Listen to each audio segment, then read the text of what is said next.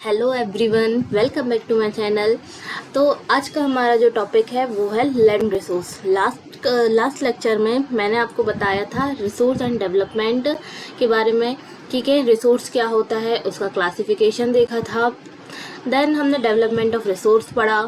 फिर उसके बाद हमने देखा रिसोर्स प्लानिंग क्या सस्टेनेबल डेवलपमेंट क्या होता है, रियो डी जेनेरो अर्थ समिट क्या है, एजेंडा 2021 देखा। फिर हमने रिसोर्स प्लानिंग देखा। फिर हमने क्या देखा, रिसोर्स प्लानिंग इन इंडिया पढ़ा। देन कंजर्वेशन ऑफ रिसोर्स पढ़ा। ठीक है, यहाँ तक तो हमने लास्ट के 2 लेक्चर में कवर कर लिया था। आज का जो हमारा टॉपिक है वो है लैंड रिसोर्स। ठीक है, लैंड रिसोर्स क्या होता है। तो we live on land, we perform our economic activity on land and we use it in different ways। तो हम जो है लैंड पर रहते हैं, हम अलग अलग इकोनॉमिक एक्टिविटी परफॉर्म करते हैं। ठीक है, and we use it in different ways. और हम लैंड का यूज़ अलग अलग तरीके से करते हैं, रहने के लिए करते हैं, वहाँ खेती करने के लिए करते हैं, और भी अलग अलग तरीके से करते हैं use. Thus, land is a natural resource of utmost importance। तो लैंड एक क्या है, नेचुरल रिसोर्स है।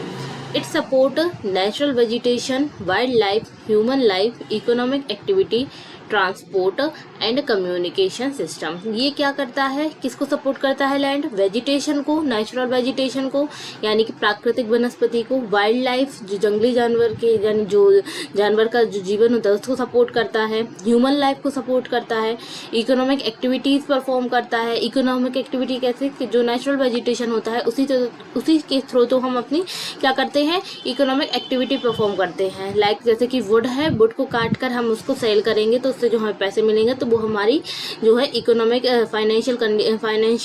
फाइनेंस में मदद करेगा। ट्रांसपोर्ट एक जगह से दूसरी जगह जाने के लिए यूज़ करते हैं।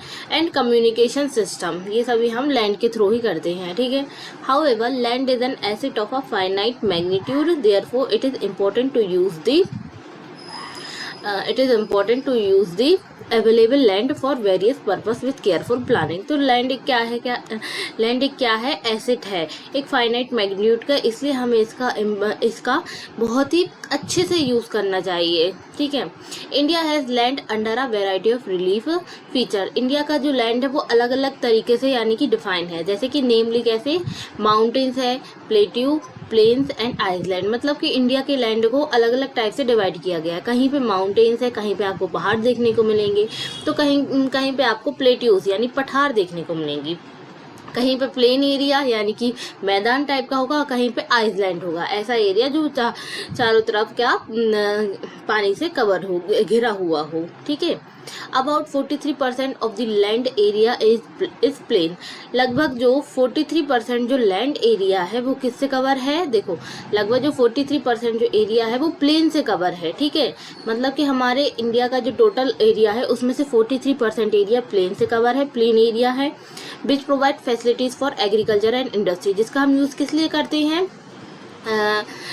एग्रीकल्चर एंड इंडस्ट्री को के लिए हम इसका यूज़ करते हैं प्लेन एरिया का। ठीक है, mountains account for 30% of the total surface area of the country. और माउंटेन कितना कवर किए हुए हैं, 30% एरिया। ठीक है, और माउंटेन्स में क्या होता, माउंटेन्स क्या प्रोवाइड करते हैं, and ensure perennial flow of some river. Mountains में क्या होती है, माउंटेन से पेरिनियल रिवर फ्लो करती हैं, जो कि हमारे लिए जो क्या प्रोवाइड करते हैं, that provide facilities for tourism and ecological aspect, जो हमारी यानी टूरिज्म और इकोलॉजिकल एस्पेक्ट को बढ़ाते हैं, फैसिलिटीज करते हैं। ठीक है, पेरिनियल रिवर्स मतलब ऐसी रिवर जो यानी कि कभी भी यानी सूखती नहीं है। ठीक है, 2 टाइप्स की रिवर होती है ना, पेरिनियल एंड नॉन पेरिनियल, जिसको सीजनल भी बोलते हैं नॉन पेरिनियल को, तो वो। ठीक है, and about 27% of the area of the country is the plateau region. और जो 27% जो एरिया है वो कितना है, क्या है, प्लेट्यू रीजन है। मतलब कि देखो हमारा जो टोटल एरिया जो है उसमें से 43% प्लेन एरिया है जहाँ पे एग्रीकल्चर और इंडस्ट्री एक्टिविटी परफॉर्म होती है, ठीक है। माउंटेन एरिया कितना कवर किए हैं, 30%, जहाँ पे पेरिनियल रिवर फ्लो करती हैं और टूरिज्म और इकोलॉजिकल एस्पेक्ट को भी फैसिलिटेट करती हैं, ठीक है। देन 27% जो एरिया है हमारी कंट्री का वो क्या है, प्लेट्यू रीजन है। प्लेट्यू रीजन मतलब पठार रीजन, मतलब कि वो थोड़ी हमारे मेन एरिया है उससे थोड़ा उठा हुआ है, टेबल लाइक स्ट्रक्चर है वहाँ पे, ठीक है, मतलब टेबल लाइक वहाँ लैंड है। It possess the rich reserve of minerals, fossil fuel and forest. तो जो प्लेट्यू रीजन होता है वो क्या होता है, minerals, fossil fuel and forest का रिच रिजर्व होता है, मतलब यहाँ पे बहुत सारे हमें मिनरल्स मिलते हैं, ठीक है। हम इसको इस डायग्राम के थ्रू भी समझ सकते हैं, जैसे फिगर 1.3 में दिया है इंडिया का land under important relief feature. ये पूरा यानी कि 100% का लैंड है और ये इसको डिवाइड किया है कहाँ कहाँ कितना एरिया है। जैसे प्लेन एरिया कितना है, 43%, फिर माउंटेन एरिया 30% और प्लेट्यू एरिया कितना है, 27%, ठीक है। Then comes to land utilization. हमारा नेक्स्ट टॉपिक है लैंड यूटिलाइजेशन। अभी हमने लैंड रिसोर्स पढ़ा कि लैंड रिसोर्स में हम क्या इंपॉर्टेंट है, यानी कि क्या जो लैंड है वो क्या क्या सपोर्ट करता है, किस किस चीज़ को सपोर्ट करता है। तो human vegetation, human life, wild life, economic activities and many other things को सपोर्ट करता है, ठीक है। फिर हमने उसका देखा डिस्ट्रीब्यूशन ऑफ एरिया, देखा कि कहाँ कहाँ तक यानी कितना कितना एरिया डिस्ट्रीब्यूटेड है रीजन्स में, ठीक है। देन आते हैं कम्स टू लैंड यूटिलाइजेशन, यानी कि अब हम लैंड को यूटिलाइज यानी कि उसका यूज किस टाइप से करते हैं, ठीक है।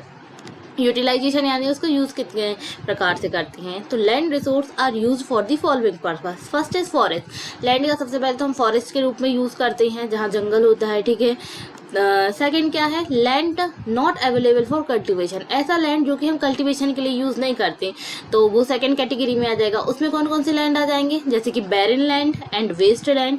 बैरन एंड वेस्ट लैंड मतलब ऐसे लैंड जहाँ पे हम एग्रीकल्चर नहीं कर सकते, जिनको हम बंजर भूमि भी बोलते हैं, ठीक है।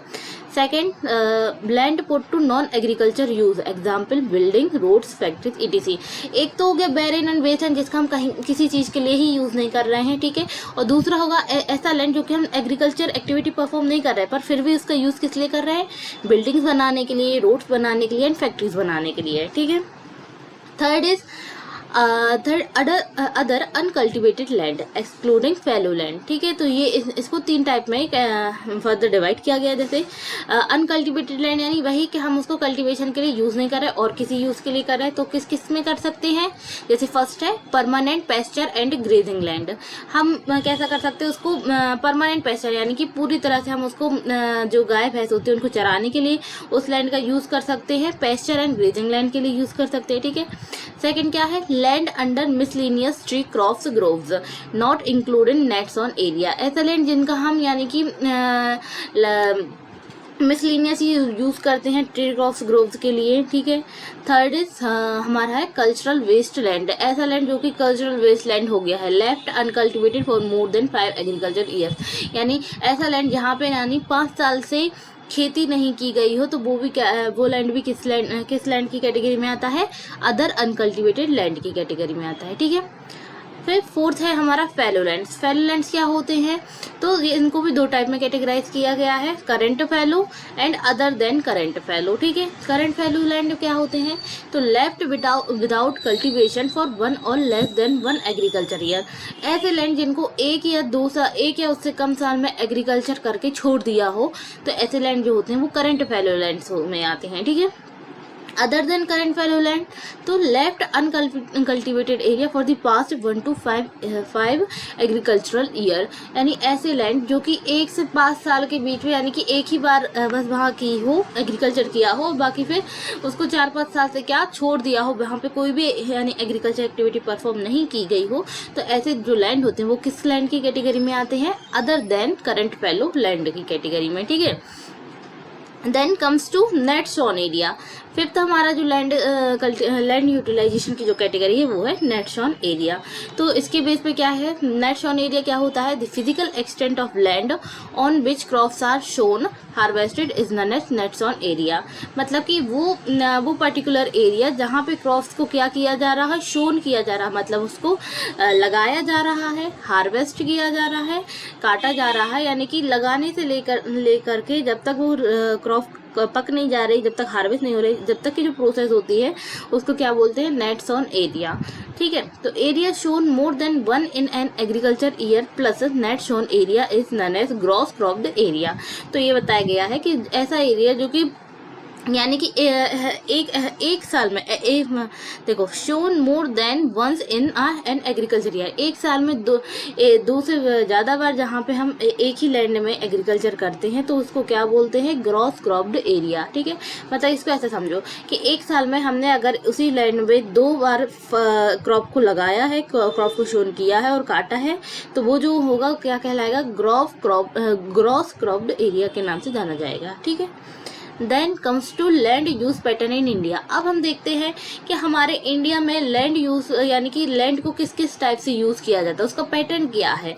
ठीक है, तो basically the use of land is determined both by physical factors such as topography, climate, soil type as well as human factor such as population, density, technology, capability and cultural and tradition etc. ठीक है, तो जो हमारा use of land है वो 2 type से determine किया गया है। कौन कौन सा, फर्स्ट इज फिजिकल फैक्टर। ठीक है, पहले फिजिकल फैक्टर में और सेकंड इज ह्यूमन फैक्टर। ठीक है, फिजिकल फैक्टर में लैंड को कैसे कैटेगराइज किया गया है, उसके पैटर्न को, फिजिकल फैक्टर में टोपोग्राफी आ जाती है। ठीक है, कि किस टाइप से हमारी टोपोग्राफी है, क्लाइमेट आ जाता है, सॉइल टाइप। ठीक है, तो ये हमारे फिजिकल फैक्टर में आ जाता है कि हम इसके टाइप से लैंड को यूज करते हैं। ठीक है, लैंड का पैटर्न डिटरमाइन करते हैं। और ह्यूमन फैक्टर में जैसे कि पॉपुलेशन डेंसिटी, कितनी 1 किलोमीटर में कितनी नंबर ऑफ पॉपुलेशन रह रही है, कितने नंबर ऑफ पीपल रह रहे हैं, वो हो जाएगी population density, technological capability and cultural and tradition etc. तो इस टाइप से लैंड पैटर्न को डिटरमाइन किया गया है, mainly physical and human factor. ठीक है, ये एक वो है एक आपके लिए दिया गया है, यानी एक डेटा है। किस सन का है ये data, journal land use category 1960-61। ठीक है, ये 1960 से 61 का एक डेटा दिया गया है कि किस टाइप से लोग यानी कि एरिया को यूज कर रहे हैं, लैंड को यूज कर रहे हैं। ये 1960-61 का, और ये 2019 से 20 का दिया गया है। ठीक है, इसका देखो सोर्स क्या है, directorate of economic and statics, ministry of agriculture and farmer welfare, government of India 2023। ठीक है, ये 2023 का डेटा है। ठीक है, कहाँ का है, directorate of economic and static, ministry of agriculture and farmer welfare ने ये डेटा दिया है, उनकी रिपोर्ट से ये लिया गया है इसमें। ठीक है, ये क्या बताना चाह रहा है डेटा कि देखो, हाँ, जो कि ये ग्रीन पार्ट है, सबसे ज़्यादा पार्ट कितना है, 45.26%। ये किस लिए यूज़ हो रहा है, area under non agriculture use. ऐसा एरिया जो नॉन एग्रीकल्चर यूज़ के लिए यूज़ हो रहा है वो 45.6% है। ठीक है, फिर ब्लू वाला कितना एरिया, 18.11% कितना का एरिया है, फॉरेस्ट का, मतलब कि 18.11% जो अकॉर्डिंग टू 1960-61 में कितना है, फॉरेस्ट एरिया यूज़ हुआ है। ठीक है, इससे कवर 18.11% फॉरेस्ट एरिया कवर है। 12.01% क्या है, वेरिन एंड अनकल्टिवेटेड वेस्ट लैंड, यानी कि ऐसा लैंड जो बंजर है। ठीक है, जहाँ पे हम एग्रीकल्चर नहीं कर सकते।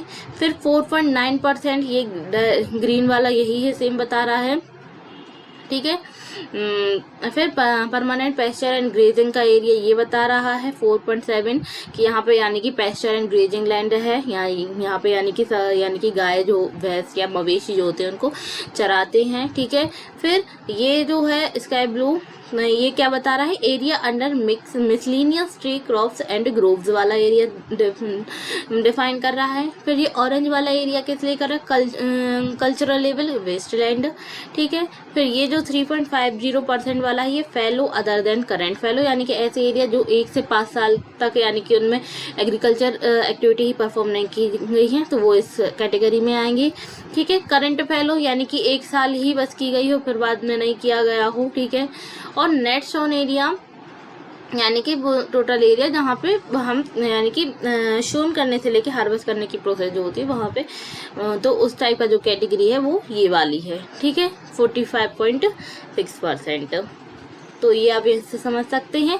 ये बस एक आपको समझाने के तौर पे है, या आप अपने क्वेश्चन जब आप इसका आंसर लिखें तो आप इसका अगर ये पाई डायग्राम को आप शो करेंगे तो ये आपका बहुत ज़्यादा इफेक्टिव रहेगा, ठीक है। देन कम्स टू, यहाँ तक हमारा हो गया था, लैंड यूज पैटर्न देख रहे थे। फिर हम देख रहे थे total geographical area of India is 3.28 million square kilometre. तो हमारे इंडिया का जो टोटल जोग्राफिकल एरिया है कितना है, 3.28 मिलियन स्क्वायर किलोमीटर एरिया है, ठीक है।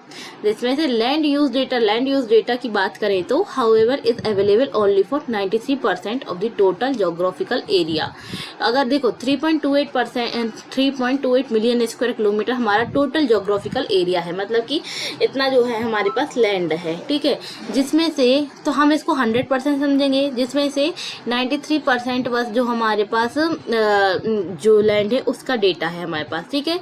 Because the land use reporting for most of the north east state except Assam has not been done fully. तो क्यों ऐसा है, 93% तो हमारे पास है पूरा डेटा, 7% क्यों नहीं है, क्योंकि कुछ हमारे इंडिया के कुछ ऐसे स्टेट है जहाँ पे सर्वे पॉसिबल नहीं हो पाया, या वहाँ से हम डेटा को एक्सट्रैक्ट नहीं कर पाए। जैसे कि नॉर्थ ईस्ट स्टेट जो हमारे 7 सिस्टर वाले जो स्टेट है उसमें से जो असम वाला एरिया है, या जो वहाँ का जो एरिया है वहाँ से हम डेटा को नहीं ले पाए। तो ये एक one of the major reason है, ठीक है। Moreover some area of Jammu and Kashmir occupied by Pakistan and China, जैसे कि कुछ एरिया जम्मू एंड कश्मीर और पाकिस्तान चाइना वाला एरिया है वो भी, ठीक है, हैव नॉट बीन सर्वे। तो इनको भी हम सर्वे नहीं कर पाए हैं, इसलिए जो हमारा 7% जो एरिया है वो यानी कि हमारे डेटा में शो नहीं होता है। Then comes to land under permanent pasture has also decrease. जो यानी कि परमानेंट पेस्चर वाले लैंड जो हैं वो भी कम होते गए हैं। तो अब यहाँ एक क्वेश्चन आता है, how are we able to feed our huge cattle population on this pasture land and what are the consequence of it. तो अब ये क्वेश्चन पूछ रही है बुक कि कैसे हम जो large number of cattle population है उसको यानी कि फीड करा सकते हैं, यानी खिला कैसे सकते हैं, ठीक है, और उनका पेस्चर कैसे कर सकते हैं, और क्या उसके कॉन्सिक्वेंस, क्या उसके रिजल्ट निकलेंगे। No, most of the other than the current fallow lands are either of poor quality or the cost of cultivation of such land is very high. तो ये क्या कह रहा है कि जो बहुत सारे जो करंट फेलो लैंड्स हैं, यानी कि जो एक या 1.5 साल के बाद ही एग्रीकल्चर के यूज़ में नहीं किए गए हैं, और आइदर क्योंकि तो वो कैसे होते हैं, पुअर क्वालिटी के होते हैं, ठीक है। तो वहाँ पे जो कॉस्ट ऑफ कल्टीवेशन होता है हाई हो जाता है। अब वहाँ पुअर क्वालिटी है यानी बंजर ज़मीन है, तो अब ज़मीन को फर्टाइल बनाने के लिए वहाँ बहुत सारे केमिकल्स या बहुत सारी चीज़ें वहाँ पे यूज़ करनी पड़ेगी, तो उसका कॉस्ट बढ़ जाएगा। तो hence these land are cultivated once or twice in about 2 to 3 year. तो ऐसे जो लैंड होते हैं उनको क्या करते हैं, 2 या 3 साल में 1 या 2 बार ही वहाँ पे एग्रीकल्चर करते हैं, ठीक है। तो and if these are include in the net sown area then the percentage of NASA in India comes to about 54% of the total reporting area. तो ये कह रहे हैं कि अगर इन एरिया को नेट जोन एरिया में इंक्लूड कर दें तो ना जो एनएसए का जो परसेंटेज है वो क्या हो जाएगा, 54% हो जाएगा टोटल एरिया, ठीक है। तो the pattern of net sown area varies greatly from one state to another, क्योंकि जो पैटर्न है नेट जोन एरिया का वो एक स्टेट से दूसरे स्टेट बहुत ज़्यादा वेरी करता है, डिफरेंस आ जाता है। तो it is over 80% of the total area in Punjab and Haryana and less than 10% in Arunachal Pradesh, Mizoram, Manipur and Andaman Nicobar island. तो ये क्या कह रहा है कि जो 80% जो टोटल एरिया है वो पंजाब एंड हरियाणा का है, और लेस देन 10% से भी कम कहाँ के स्टेट का है, अरुणाचल प्रदेश, मिजोरम, मणिपुर एंड अंडमान निकोबार आइलैंड, ठीक है। तो यहाँ सबका एरिया है। तो forest area in the country is far lower than the desired 33% of geographical area. तो हमारा जो, ठीक है, as it was outlined in the national forest policy, ठीक है, 1952 की जो नेशनल फॉरेस्ट पॉलिसी है जो बनाई गई थी फॉरेस्ट को प्रोटेक्ट करने के लिए, उसके अंडर क्या बताया है कि forest area in the country is far lower than the desire 33% of the geographical area. मतलब ये कह रहे हैं कि जो हमारा फॉरेस्ट एरिया होना चाहिए बहुत कम है, फार लोअर है, जो 33% जो जोग्राफिकल एरिया उससे बहुत कम है। तो it was considered essential for maintenance of ecology ecological balance. तो ये क्या क्यों जरूरी, तो ये ज़रूरी हो गया कि हमें इकोलॉजिकल बैलेंस बनाने के लिए कुछ जरूर एसेंशियल कंसीडर करना चाहिए कुछ, ठीक है। The livelihood of millions of people who live on the fringes of these forests depend upon it. A part of the land is termed as wasteland, ठीक है, and put to other non agriculture use. तो waste land include, waste land में कौन कौन से आ जाएंगे, जैसे rocky land, arid and desert area and land put to other non agriculture use include settlements, roads, railways, industry ETC. These are counts to waste land, ठीक है, क्योंकि यहाँ पे हम एग्रीकल्चर नहीं कर सकते हैं।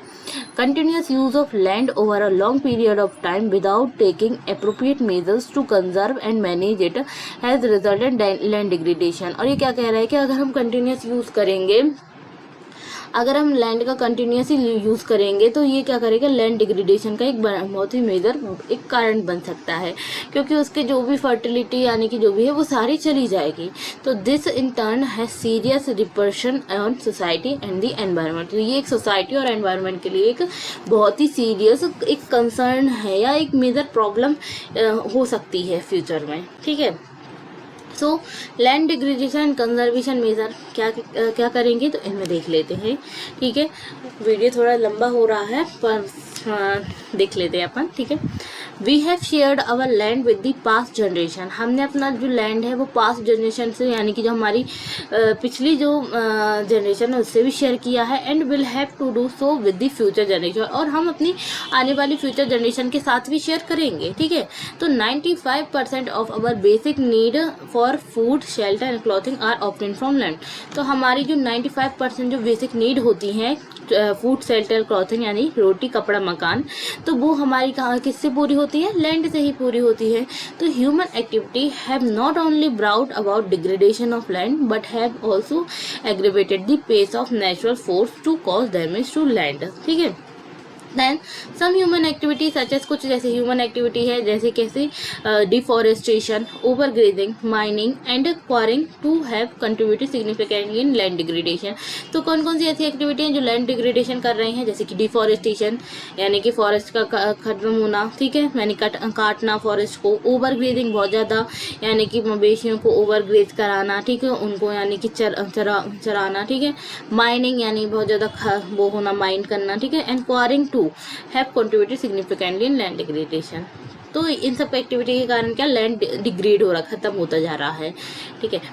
जैसे कि mining sites are abandoned after excavation work is complete leaving deep scars and traces of ओवरबर्डिंग।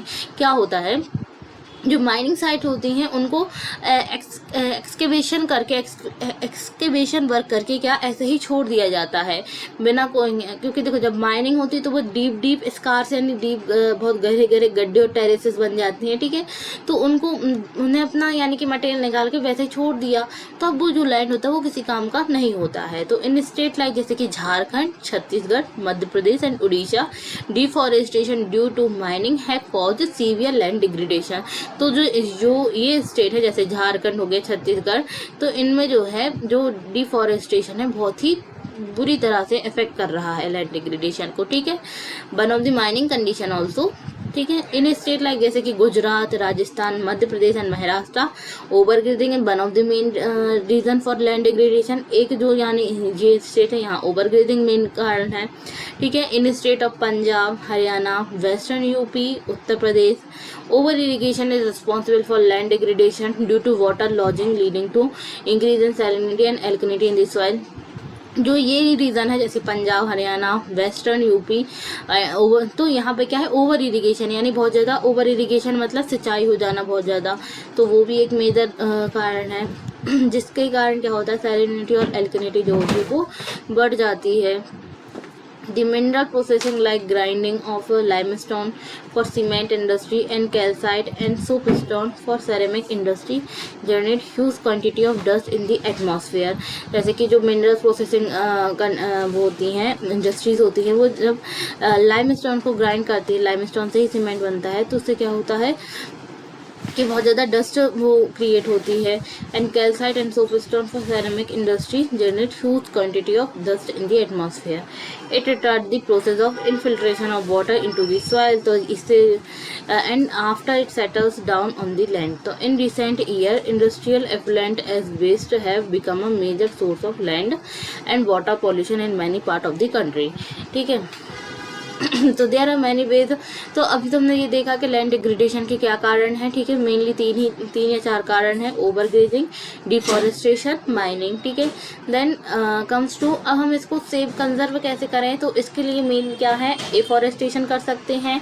ठीक है, तो देखो there are many ways to solve the problem of land degradation. Afforestation and proper management of grazing can help to some extent. ठीक है, second is planting of shelter belt of plants, control on overgrazing, stabilization of sand dunes by growing thorny bushes are some of the method to check land degradation in arid area. ठीक है, third क्या है, proper management of waste land, control of mining activity, proper discharge and disposal of industrial effluent and waste after treatment can reduce land and water degradation in industrial and suburban areas. तो here your topic is complete. ठीक है, next video में हम discuss करेंगे soil as a resource की and